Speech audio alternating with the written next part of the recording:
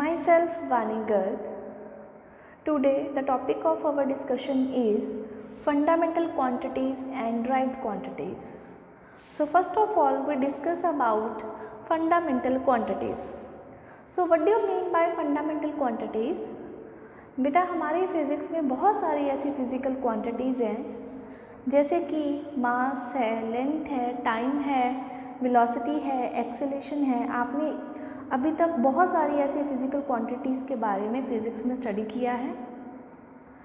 तो ये जो सारी मैंने अभी आपको एग्जांपल्स बताई हैं, mass, length, time, velocity, acceleration, force, momentum, impulse, बहुत सारी ऐसी टर्म्स हैं, इन्हें हम फिज़िकल क्वांटिटीज़ बोलते हैं। सो फिज़िकल क्वांटिटीज़ का मतलब होता है जिन क्वांटिटीज़ को हम मेज़र कर सकते हैं, उनमें क्या हैपनिंग्स हो रही हैं उनको एक्सप्लेन कर सकते हैं या फिर हम उनको एक्सप्रेस कर सकते हैं in the form of law. So mass, length, time, velocity, acceleration, force, momentum, impulse, बहुत सारी ऐसी potential energy, kinetic energy, power, work, ये सारे हमारे पास जो है फिज़िकल क्वांटिटीज़ हैं। तो फंडामेंटल क्वांटिटीज़ कौन सी होती हैं? So out of large number of physical quantities exist in nature. हमारी फिज़िक्स में बहुत सारी ऐसी क्वांटिटीज़ हैं जो कि एग्जिस्ट करती हैं, लेकिन उनमें से कुछ ऐसी फिज़िकल क्वांटिटीज़ हैं जो किसी अदर फिज़िकल क्वांटिटीज़ के ऊपर डिपेंड नहीं करती, यानी कि उनको अपने डेफिनेशन को एक्सप्लेन करने के लिए किसी दूसरी फिज़िकल क्वांटिटी की ज़रूरत नहीं है। तो उन क्वांटिटीज़ को बोलते हैं फंडामेंटल क्वांटिटीज़। सो मैं इसकी पहले डेफिनेशन लिखने जा रही हूँ, तो आप ध्यान से देखो। So out of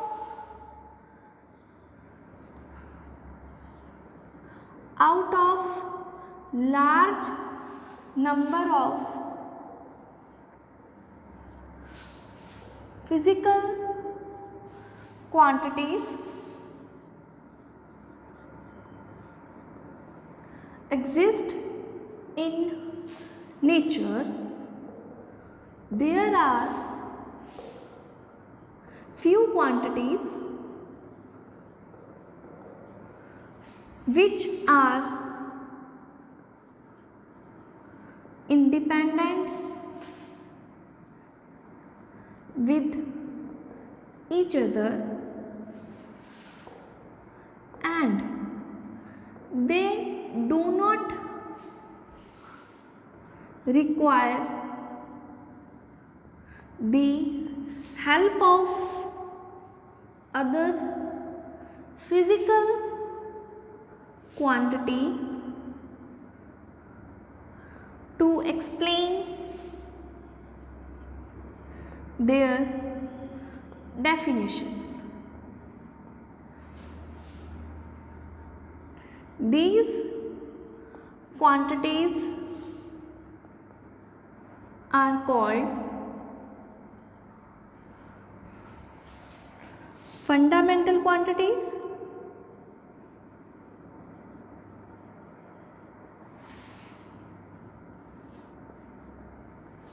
or absolute or basic quantities. So बेटा what is the definition of fundamental quantity is? बेटा हमारे फिज़िक्स में बहुत सारी ऐसी फिज़िकल क्वांटिटीज़ हैं जो कि नेचर में एग्जिस्ट करती हैं। जैसे कि मैंने आपको एग्जांपल समझाई थी, मास है, लेंथ है, टाइम है, वेलोसिटी है, एक्सेलेरेशंस है, ये सारे जो है हमारे पास फिज़िकल क्वांटिटीज़ हैं जो कि हमारे नेचर में एग्जिस्ट करती हैं। लेकिन इनमें से कुछ ऐसी देयर आर फ्यू क्वांटिटीज़, इनमें से कुछ ऐसी क्वांटिटीज़ हैं जो कि इंडिपेंडेंट है, यानी कि वो किसी दूसरी क्वांटिटीज़ के ऊपर डिपेंड नहीं करती, and they do not require the help of other physical quantity. उनको किसी भी और फिज़िकल क्वांटिटी की ज़रूरत नहीं है अपने डेफिनेशन को एक्सप्लेन करने के लिए। टू एक्सप्लेन देयर डेफिनेशंस, खुद की डेफिनेशन को बताने के लिए उनको किसी दूसरी फिज़िकल क्वांटिटी की कोई ज़रूरत नहीं होती, वो अपने आप को खुद ही एक्सप्लेन करती हैं। उन क्वांटिटीज़ को बोलते हैं फंडामेंटल क्वांटिटीज़। उनको हम बेसिक भी बोल सकते हैं उनको हम एब्सोल्यूट क्वांटिटीज़ भी बोल सकते हैं। सो ऐसी कौन सी क्वांटिटीज़ हैं जो फंडामेंटल हो सकती हैं, जिनको किसी दूसरी फिजिकल क्वांटिटी की ज़रूरत नहीं है अपने आप को एक्सप्लेन करने के लिए। सो मैं आपको बता रही हूँ कि वो कौन कौन सी क्वांटिटीज़ हैं, तो ध्यान से सुनो। So first of all, first example is mass. So देखो, जो मास है बेटा, वो एक फंडामेंटल क्वांटिटी है। फंडामेंटल इसको क्यों बोला गया है? क्योंकि मास को मेज़र करने के लिए हमें किसी फिजिकल क्वांटिटी की ज़रूरत नहीं है। ठीक है, मास क्या है? एक बॉडी के अंदर, उसके अंदर कितनी क्वांटिटी कंटेन्ड है, उस मटेरियल की जो क्वांटिटी है वो कितनी कंटेन्ड है, उसको हम उसका मास बोलते हैं। तो मास को मेज़र करने के लिए हमें सिर्फ वेइंग मशीन चाहिए, तो जिससे हम उसका मास जो है कैलकुलेट कर सकते हैं। ऐसा नहीं है कि मास निकालने के लिए मुझे कुछ अलग अलग टर्म्स चाहिए, मुझे लेंथ की ज़रूरत है, मुझे टाइम की ज़रूरत है, या फिर मुझे किसी अदर फिजिकल क्वांटिटी की ज़रूरत है मास को निकालने के लिए। तो मास को निकालने के लिए हमें जस्ट क्या है, वेइंग बैलेंस चाहिए होता है। हम जो हैं उसके अंदर उसकी कितनी क्वांटिटी कंटेन्ड है उसको मेज़र कर लेते हैं। सो मास जो है वो हमारे पास एक फंडामेंटल क्वांटिटी है। So second example is length. Now second example is length. Now जो लेंथ है, length is defined as the separation between two points. दो पॉइंट्स के बीच का जो सेपरेशन है उसको हम लेंथ बोलते हैं। तो लेंथ को मेज़र करने के लिए हमें मेज़रिंग स्केल चाहिए, ठीक है, जो आप यूज़ करते हो स्केल्स।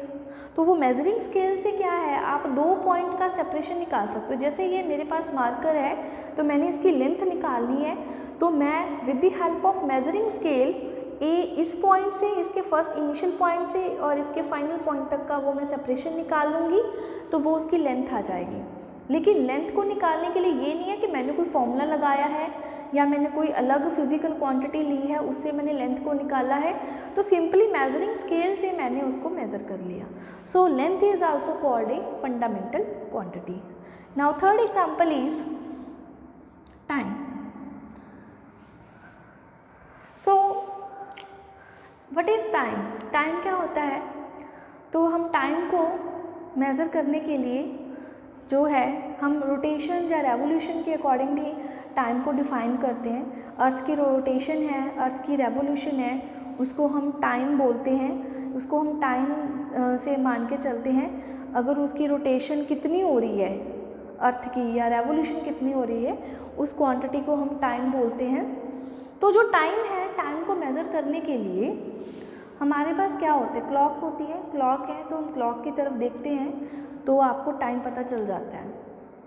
तो क्लॉक जो है वो हमें टाइम बताते हैं।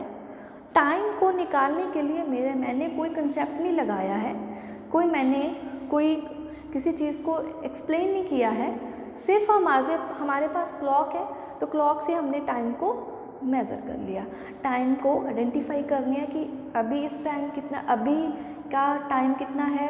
फिर कुछ समय के बाद हम दोबारा देखते हैं तो हमें टाइम फिर पता चल जाता है। तो जो क्लॉक है वो एज ए मेजरिंग इंस्ट्रूमेंट है जो हमें टाइम बताता है। सो ये जो हमारे पास तीन मैंने अभी लिखी है, मास, लेंथ और time, these are called fundamental quantities. So इनको बोलते हैं फंडामेंटल क्वांटिटीज़। सो नेक्स्ट मैंने यहाँ पे लिखा हुआ है derived quantities. So what do you mean by derived quantities? मुझे लगता है आपको ये शायद डेफिनेशन अच्छे से समझ आ गई होगी। तो डेफिनेशन में आपको ये चीज़ ध्यान रखनी है, जो बेसिक्स क्वांटिटीज़ होती हैं जिनसे बाकी सारी क्वांटिटीज़ बनती हैं। मास, लेंथ, जो टाइम है, ये हमारे पास बेसिक क्वांटिटीज़ हैं, तो इनको बोलते हैं फंडामेंटल क्वांटिटीज़। अब हम डिस्कस करेंगे ड्राइव्ड क्वांटिटीज़ के बारे में।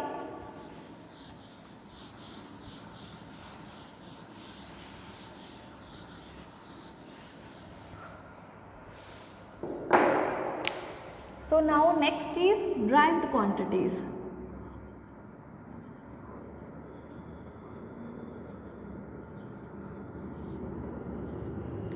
So now what is derived quantities? जितनी भी बाकी, देखो हमने 3 डिस्कस की, मास, लेंथ और टाइम, ये 3 जो है वो हमारे पास फंडामेंटल क्वांटिटीज़ हैं। बाकी की जो बच गई, जो कि बाकी की अदर फिजिकल क्वांटिटीज़ है, जिनको हम with the help of fundamental quantities की हेल्प से उनको एक्सप्लेन कर सकते हैं बाय द सुटेबल मल्टीप्लिकेशन या फिर डिवीज़न। या तो फिर उनके हम मल्टीप्लिकेशन करते हैं या फिर हम डिवीज़न करते हैं, या दोनों चीज़ें हो रही हैं, मल्टीप्लिकेशन भी हो रही है फंडामेंटल की और डिवीज़न भी हो रही है, तो उनसे जो हमारे पास एक दूसरी क्वांटिटी बनती है तो उसे बोलते हैं ड्राइव्ड क्वांटिटी। सो मैं इसकी डेफिनेशन लिखने जा रही हूँ। Derived quantity, all other physical quantities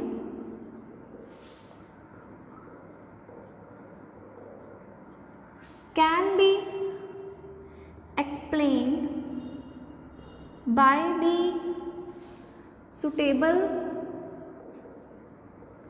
multiplication and division of fundamental quantities. So what are derived quantities? बेटा ड्राइव्ड क्वांटिटीज़ वो क्वांटिटीज़ होती हैं, बाकी की जितनी भी हमारे पास अदर फिजिकल क्वांटिटीज़ हैं, जिनको हम एक्सप्लेन करते हैं। कैसे एक्सप्लेन करेंगे? By the suitable multiplication and division of fundamental quantities. तो हम क्या करेंगे, जितने भी हमारे पास फंडामेंटल है, मास है, लेंथ है, टाइम है, उनकी हम सुटेबल या तो मल्टीप्लिकेशन कर रहे हैं या फिर हमारे पास डिवीज़न, दो मेथड है, चाहे तो मल्टीप्लाई करें चाहे डिवाइड करें, तो उनसे जो हमारे पास जो भी हमारे पास क्वांटिटी बनेगी उसे हम ड्राइव्ड क्वांटिटी बोलेंगे। मैं आपको इसके एग्जांपल लेके बता रही हूँ, एग्जांपल से आपको ये डेफिनेशन और भी अच्छे से क्लियर हो जाएगी। जैसे हमारे पास होता है स्पीड, स्पीड का आपने फॉर्मूला पढ़ा हुआ है। स्पीड का जो फॉर्मूला है वो होता है length upon time. So speed is कि ऑब्जेक्ट ने कितना डिस्टेंस या कितनी लेंथ कवर्ड की, कितना पाथ ट्रेवल किया in a given interval of time, उसे हम बोलते हैं स्पीड। तो speed is equals to length upon time. So listen carefully, जो ये लेंथ है और ये टाइम है, both are the fundamental quantities. देखो यहाँ पे लेंथ है और यहाँ पे टाइम है। मैंने आपको बताया था कि 3 हमारे पास फंडामेंटल क्वांटिटीज़ होती हैं, एक मास होता है, एक लेंथ होता है और तीसरा हमारे पास टाइम होता है। तीनों की सुटेबल मल्टीप्लिकेशन करेंगे या डिवीज़न करेंगे तो उनसे हमारे पास दूसरी ड्राइव्ड क्वांटिटी बन जाएगी। So now the speed is a derived quantity. So speed is a derived quantity. और जो ये लेंथ और हमारे पास टाइम है, ये दोनों क्या है, हमारे पास फंडामेंटल क्वांटिटीज़ हैं। इन दोनों फंडामेंटल क्वांटिटीज़ के जब मैंने डिवीज़न की, दोनों को डिवाइड किया, तो मेरे पास स्पीड का फॉर्मूला बन गया। तो जो स्पीड किससे बना है, देखो स्पीड जो बन रहा है वो 2 फंडामेंटल क्वांटिटी की डिवीज़न से बन रहा है। यानी कि जो क्वांटिटीज़ फंडामेंटल क्वांटिटी की हेल्प से एक्सप्लेन किए जा सकते हैं, चाहे उनकी हम मल्टीप्लिकेशन करें चाहे डिवीज़न करें, तो मैंने लेंथ और टाइम को डिवाइड कर दिया तो मेरे पास वो स्पीड का फॉर्मूला बन गया। तो स्पीड जो है एक ड्राइव्ड क्वांटिटी है, ठीक है। सो लेंथ और टाइम जो है दोनों ही फंडामेंटल है। फंडामेंटल की मैंने सुटेबल डिवीज़न की तो मैंने उसको उसकी हेल्प से स्पीड को एक्सप्लेन किया। सो ये होती हैं ड्राइव्ड क्वांटिटीज़। उसके बाद है फंडामेंटल यूनिट्स। अब हमारे पास है फंडामेंटल यूनिट्स। सो यूनिट्स क्या होता है, देखो हमने अभी 3 फंडामेंटल क्वांटिटीज़ पढ़ी हैं। पहली थी हमारे पास mass, second one is length and third is time.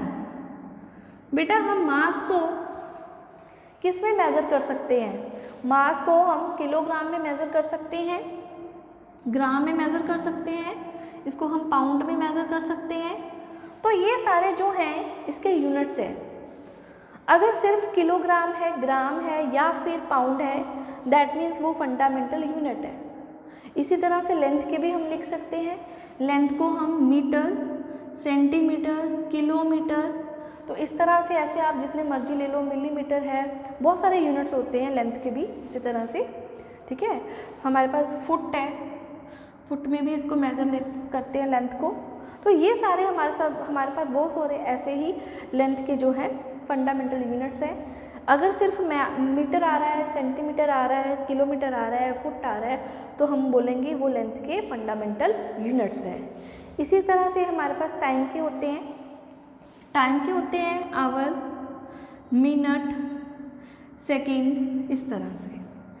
तो इसी तरह से टाइम के जो हैं, अगर हमारे पास किसी भी क्वांटिटी के जो यूनिट हैं वो मिनट है, आवर हैं या सेकंड है, ठीक है, इनके साथ कोई भी कॉम्बिनेशन नहीं बन रही है, सिर्फ मिनट आएगा, सिर्फ सेकंड आएगा, या फिर सिर्फ आवर में आएगी वैल्यू, यानी कि वो टाइम के यूनिट बता रहे हैं। तो टाइम जो है हमारे पास वो फंडामेंटल क्वांटिटी है, तो ये जो यूनिट्स हो गए इनको हम बोलेंगे फंडामेंटल यूनिट्स।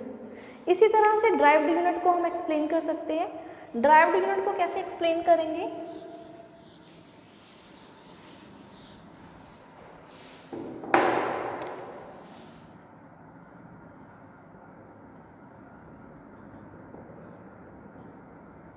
तो ड्राइव्ड यूनिट को एक्सप्लेन करने के लिए, जैसे मैंने आपको पहले एक एग्जांपल बताई थी स्पीड वाली, तो मैं उसी एग्जांपल को दोबारा कंटिन्यू कर रही हूँ। बेटा स्पीड का जो फॉर्मूला होता है अभी हमने डिस्कस किया है कि वो होता है लेंथ अपॉन टाइम।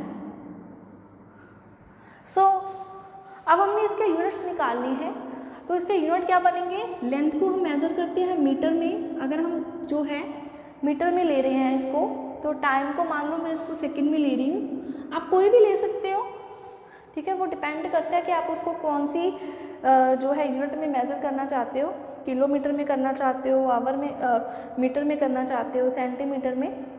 तो आप जो आपको रिक्वायर्ड है कि कौन सा यूनिट आप चाहते हो, तो उस यूनिट में आप उसको लिख सकते हो। तो मैंने लेंथ को मीटर में किया मेज़र और टाइम को सेकंड में, तो मेरे पास यूनिट बन गए मीटर पर सेकंड। अब देखो मीटर है और सेकंड है, दोनों इकट्ठे आ गए, यहाँ से मीटर आ गए, यहाँ से सेकंड आ गया। हमने दो फंडामेंटल क्वांटिटीज़ के कंबाइन फंडामेंटल यूनिट्स बना लिए। मीटर है, साथ में सेकंड लगा हुआ है, तो ये जो यूनिट बना उसे बोलते हैं ड्राइव्ड यूनिट। जो फंडामेंटल यूनिट, जो ये हमारे पास फंडामेंटल यूनिट थे, इनकी कॉम्बिनेशन से, इनकी मल्टीप्लिकेशन या डिवीज़न से जो हमारे पास यूनिट्स बनते हैं, उन यूनिट्स को बोलते हैं बेटा ड्राइव्ड यूनिट्स। सो ओके बेटा, आज हम इतना ही डिस्कस करेंगे। नेक्स्ट लेक्चर में मैं आपको इसके बारे में और ज़्यादा थोड़ा सा बताऊंगी। तो अगर आपको मेरा ये समझ आया है, अच्छा लगा, तो प्लीज़ आप इसे लाइक कीजिए और सब्सक्राइब कीजिए। Okay, thank you.